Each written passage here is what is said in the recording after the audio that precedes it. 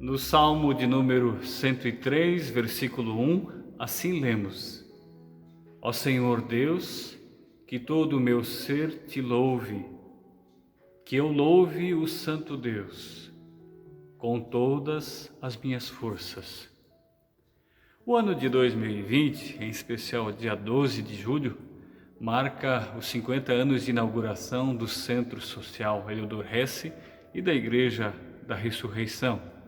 É tempo de comemorar, de recordar, de festejar, de agradecer e, sobretudo, de fazer perguntas. De fazer perguntas? Como assim? Sim, pois são as perguntas que movem o mundo e não as respostas, já dizia Albert Einstein. No entanto, em razão da pandemia, precisamos celebrar esse jubileu de forma inusitada, diferente, dinâmica e criativa, evitando aglomerações em cultos e eventos. Voltando às perguntas, ao revisitarmos os arquivos que relatam sobre a nossa história como igreja no Grande ABC, em meados de 1960, nos damos conta das muitas perguntas que inquietaram a igreja e a impulsionaram a se envolver com as questões e problemas da sociedade urbano-industrial da época, marcada por gritantes desigualdades sociais. O pastor Ulrich Fischer escreve: a revolução no trabalho e na vida da igreja em São Paulo começou quando as lideranças e os membros se tornaram gradativamente conscientes de que estão numa sociedade abalada por enormes problemas sociais. Refletia-se a partir da situação e se perguntava: até que ponto a esmola não despersonaliza o pedinte? Como se transforma a necessidade de uma sociedade pré-industrial em rápido desenvolvimento para uma sociedade industrial? O que é um ser humano socialmente ameaçado numa grande cidade? Como podemos transformá-lo num ser humano socialmente seguro? Temos nesta citação do pastor Fischer um claro despertamento da preocupação social e diaconal, que é fruto dos encontros, conversas e escutas atentas da palavra de Deus na vida em comunidade. As décadas que seguem igualmente mostram que novas perguntas surgiram a partir das demandas sociais e elas seguiram interpelando a Igreja e o Centro Social Heliodor Hesse. E eles, por sua vez, de forma criativa e dinâmica, se reinventaram frente aos novos desafios, atuando e atendendo as pessoas de forma pioneira na região. Também a Casa Mateus, em Mauá, criada em 1980, é fruto de uma fé inquieta, interpelada pelo Evangelho. Se olharmos para o retrovisor, podemos dizer que nos emociona constatar que o mandamento do amor a Deus e ao próximo inquietou pessoas, as moveu, as fez perguntar sobre a sua vocação como discípulos e discípulas e lapidou dons muito bonitos. Ou seja, quando falamos da Igreja Luterana no Grande ABC, falamos de uma igreja que teve uma consciência social, diaconal, missionária muito grande.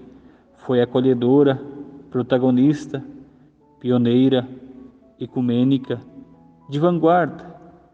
Também na vivência da fé, nos dias de hoje, nos próximos 50 anos, cabe-nos seguir perguntando sobre a nossa vocação como discípulos e discípulas de Jesus, sobre o compromisso da Igreja com o mundo e com a vida das pessoas e dos povos, sobre o engajamento dos cristãos e cristãs na busca por uma sociedade mais justa e humana, pois quem tudo recebeu de Deus em amor, movimenta-se por gratidão em direção ao seu semelhante.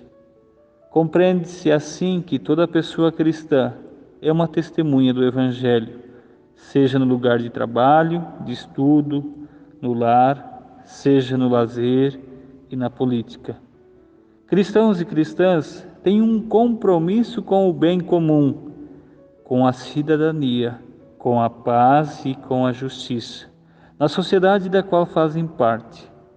Importa render culto a Deus não apenas nos templos, mas também no cotidiano, através do exercício de nossos dons no serviço à sociedade, na diaconia. Assim, o lugar do culto passa a ser o mundo, o simples dia a dia, de modo que a igreja não existe para si mesma. A sua vida tem como finalidade o mundo, o testemunho e o serviço no mundo. Desta forma, Deus busca cooperadores e cooperadoras para a sua atuação no mundo e na sociedade. Sua ação acontece por meio de pessoas e instituições. Assim, a graça de Deus nos liberta para a solidariedade. E a escuta atenta da palavra de Deus nos faz recordar que antes e acima de tudo, Deus se solidarizou conosco e com a sua criação. Por sua vez, Ele nos chama e nos motiva para uma vida abundante que Ele proporciona e quer proporcionar para toda a sua criação. Por meio de nós, Deus se torna solidário em meio à dor e ao sofrimento da sua criação. Fomos libertados e libertadas do egoísmo para a comunhão, da avareza para a partilha, de dominadores fomos feitos servidores. Assim somos capacitados para um novo agir como pessoas cidadãs no mundo e na sociedade. Que permaneçamos fiéis no presente e no futuro ao Evangelho de nosso Senhor Jesus. Que não nos faltem perguntas, coragem, ousadia e criatividade para tal empreitada.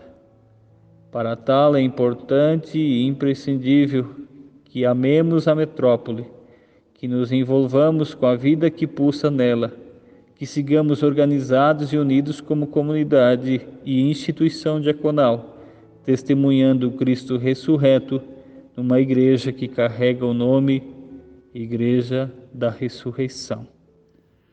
Quando olhamos para trás, para a nossa história, nos emocionamos com tudo o que Deus fez por nós, através de nós e apesar de nós.